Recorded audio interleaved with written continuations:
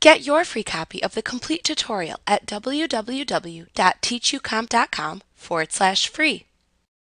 To collect sales taxes in QuickBooks, you must indicate who and what gets taxed within your company file. So within the Customer Job list, enter which customers are taxable and non-taxable on the Sales Tax Settings tab within the New Customer or Edit Customer windows.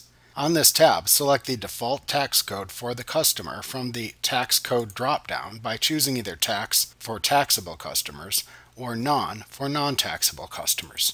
For taxable customers, then select the default sales tax to apply to their sales from the Tax Item drop-down. After that, you must also set the taxable and non-taxable status of the line items used in sales forms within the item list. When creating items in either the New Item or Edit Item window within the Items list, use the Tax Code drop-down to select either Tax for taxable items or Non for non-taxable items. QuickBooks can then show whether or not an item is taxable when you enter it into a sales form and will collect the appropriate taxes from taxable customers.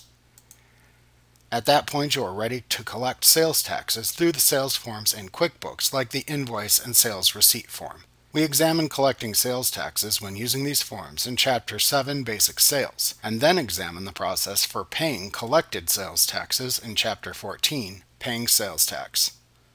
Like what you see? Pick up your free copy of the complete tutorial at www.teachucomp.com/free.